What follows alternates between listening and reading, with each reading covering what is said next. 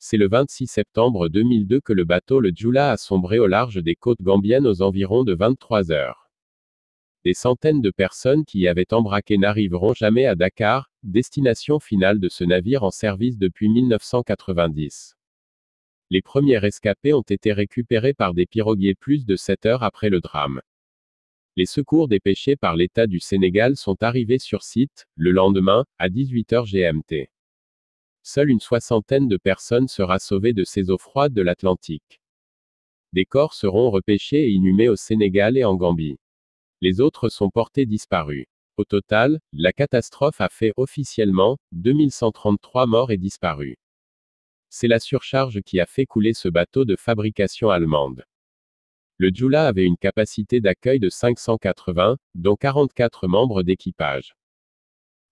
Le rapport d'enquête officiel relève que le ministère chargé de la marine marchande a toujours tiré la sonnette d'alarme à propos de la surcharge et de l'insécurité à bord.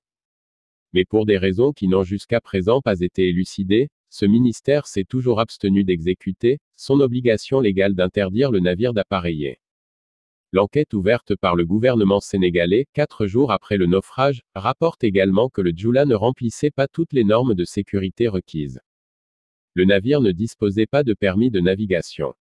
La commission d'enquête, présidée par l'ancien médiateur de la République, impute la responsabilité des défaillances fatales au commandant du navire.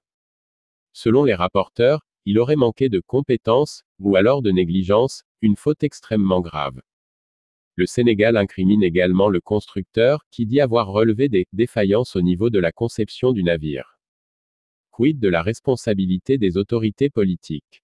Elles avaient confié la gestion nautique à la Marine nationale, qui n'est pas censée être en mesure d'observer et d'appliquer les règles fixées par l'OMI pour la conduite des navires marchands. Le silence de la justice.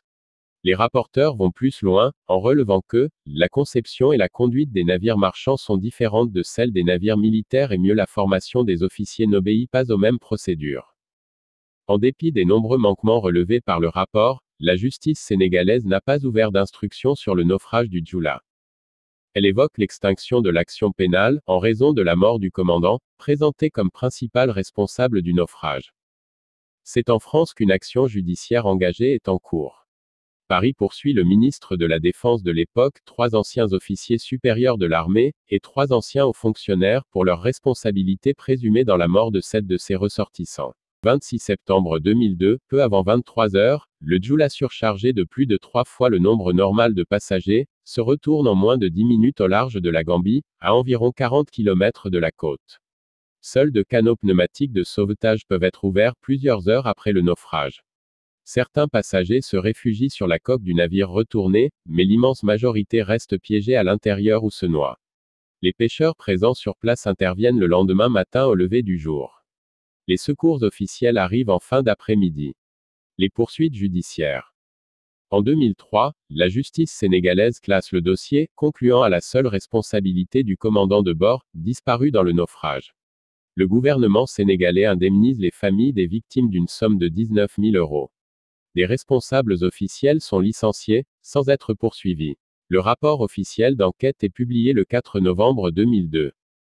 En août 2003, une information judiciaire est ouverte en France pour homicides involontaires par violation délibérée des règles de prudence ou de sécurité, blessures involontaires par violation délibérée des règles de prudence ou de sécurité, et non-assistance à personne en péril, à la suite d'une plainte de familles de victimes parmi lesquelles figure le seul rescapé français Patrice Auvray. En octobre 2014 est rendue une ordonnance de non-lieu par les juges d'instruction du tribunal d'Évry, au motif de l'existence de dispositions internationales applicables à ce naufrage qui les empêchent d'engager des poursuites en France contre cet responsable sénégalais civil et militaire. L'ordonnance est confirmée par la Cour d'appel en 2016, les juges constatant l'existence de charges suffisantes contre ces 7 hommes protégés toutefois par une immunité de juridiction, qui leur permet d'échapper à la compétence des tribunaux français. Le 16 octobre 2018, la Cour de cassation valide cette analyse. Postérité. C'est tout pour aujourd'hui. Si la vidéo vous plaît, abonnez-vous à la chaîne pour plus des vidéos. Bye.